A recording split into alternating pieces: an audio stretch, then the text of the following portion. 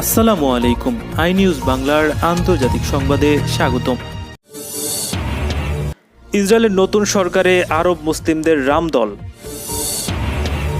আফগানিস্তান থেকে মার্কিন সেনা প্রত্যাহারের আঞ্চলিক অস্থিরতা বাড়বে, দাবি পাক প্রধানমন্ত্রী ইমরান খানের। টেলিভিশনে হাজির করা হলো বেলারুশের সেই সাংবাদিককে।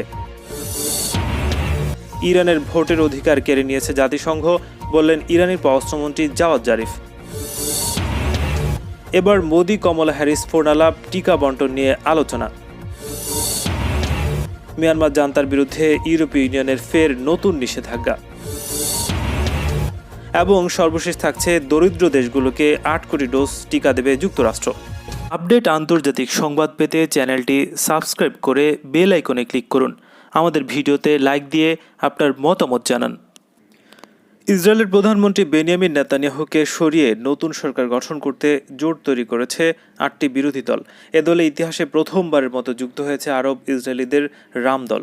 প্রতিবেদনে বলা হয়েছে ৮ দলের জোট সরকার গঠন করার লক্ষ্যে বুধবার রাতে ইসলামী আন্দোলনের দক্ষিণ শাখার রাজনৈতিক দল ইউনাইটেড আরব লিস্ট বা রাম প্রধান মনসুর আব্বাসের সঙ্গে চুক্তি স্বাক্ষর করেছে ইয়ে সাতির দলের নেতা ইয়ার লাপিদ। তারা নেতানিয়াহুর বিরুদ্ধে একজোট হয়েছে। এ দলগুলো মিলে একটি কোয়ালিশন সরকার গঠন করতে সক্ষম হয়েছে। মধ্যমপন্থী দল ইয়ে সাতিদ পার্টির নেতা ইয়ার লাপিদ এ বিষয়ে ঘোষণা দিয়েছেন। ইসরায়েলি পাবলিক ব্রডকাস্টিং কর্পোরেশন প্রকাশিত এক বিবৃতিতে মনসুর আব্বাস বলেছেন, যৌথ সরকার গঠনের এই চুক্তির মধ্য দিয়ে লাভবান হবে আরবরা, বিশেষ করে নেগেভ অঞ্চলের বাসিন্দারা। এখানে তাদের জন্য বড় বাজেটের বরাদ্দ রয়েছে। এই প্রথমবারের মতো ইসরায়েল সরকারের সঙ্গে কোনো আরব দল যুক্ত হতে যাচ্ছে।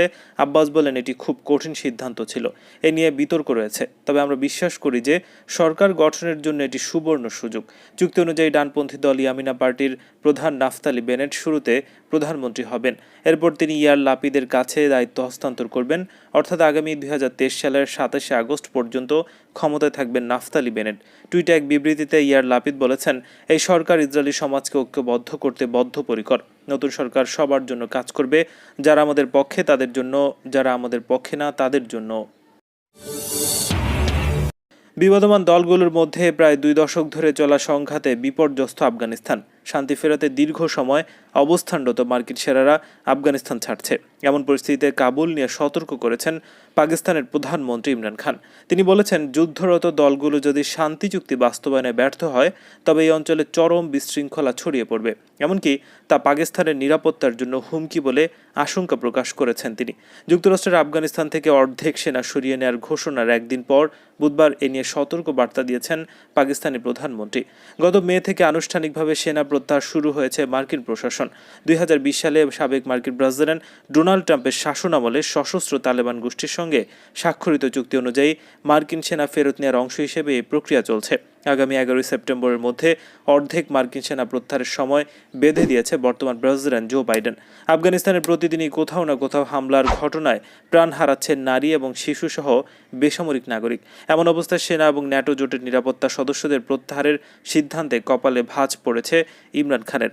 ইমরান খান বলছেন, আফগানিস্তানের রাজনৈতিক পরিস্থিতি নিয়ে কোনো সমঝোতায় না পৌঁছে মার্কিন সেনাদের ফিরিয়ে নেওয়া বেশ বিপজ্জনক। এতে পুরো অঞ্চলে সন্ত্রাসী তৎপরতা মাথাচাড়া দিয়ে উঠতে পারে। সুতরাং সরকারের পক্ষ এবং সংঘাতে লিপ্ত দলগুলোর মধ্যে শান্তি আলোচনা ছাড়া কোনো বিকল্প নেই।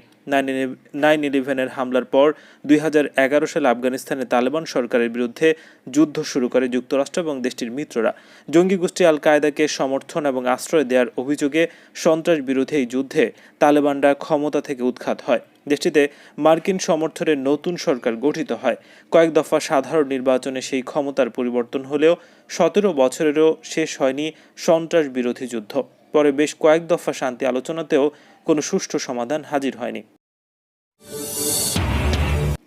গত মাসে বিমান নামিয়ে আটক করা বেলারুশের সাংবাদিক রোমান প্রতাসেভিচকে রাষ্ট্রীয় টেলিভিশনে হাজির করা হয়েছে।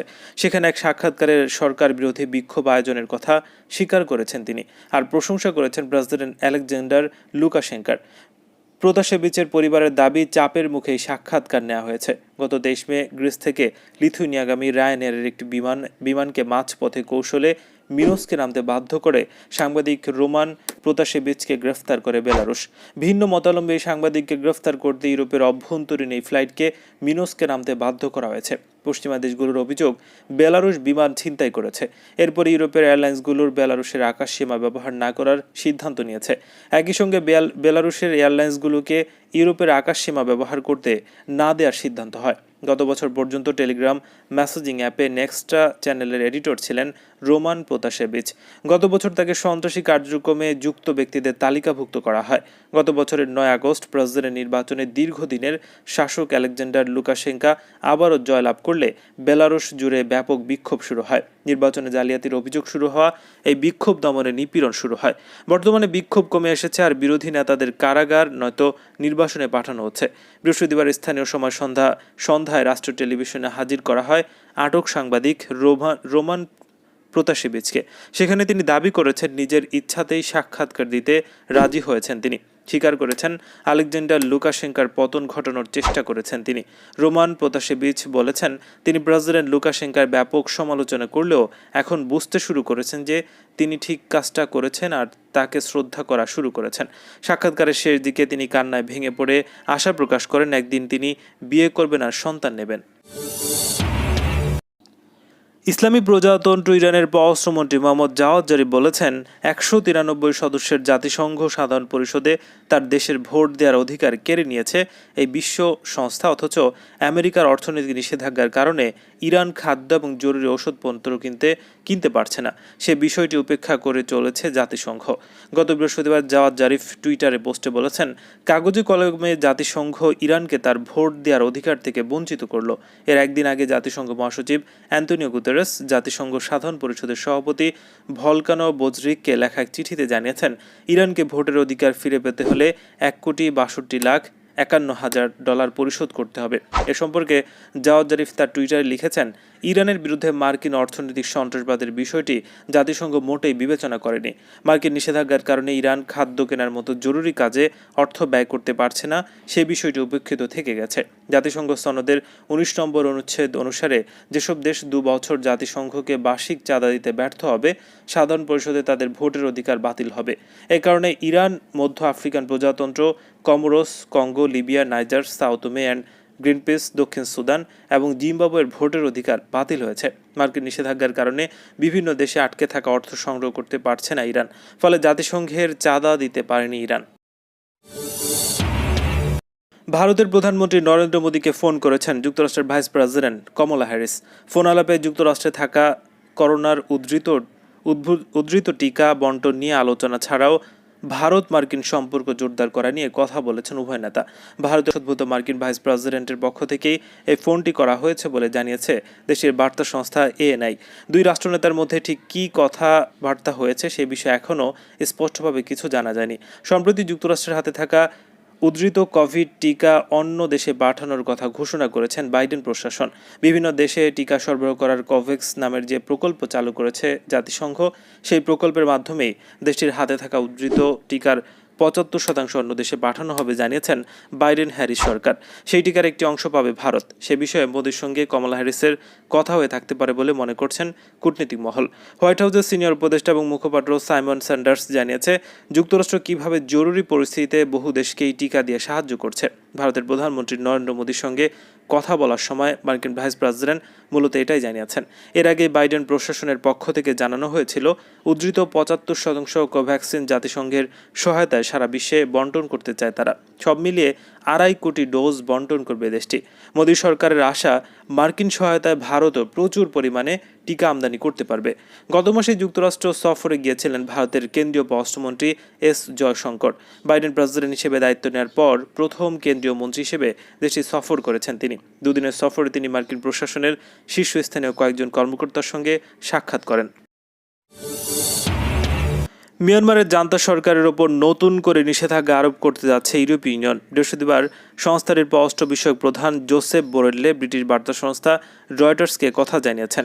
ইন্দোনেশিয়ার রাজধানী জাকার্তায় দক্ষিণ পূর্ব এশিয়ার কূটনীতিকদের সঙ্গে আলোচনা শেষে রয়টার্সকে দেওয়া সাক্ষাৎকারে তিনি বলেছেন, 1 ফেব্রুয়ারি মিয়ানমারের নির্বাচিত অং সান সুচি সরকারকে উৎখাতের পর তৃতীয়বারের মতো দেশটির সামরিক বাহিনীর ওপর নিষেধাজ্ঞা দিতে যাচ্ছে ইউরোপীয় ইউনিয়ন।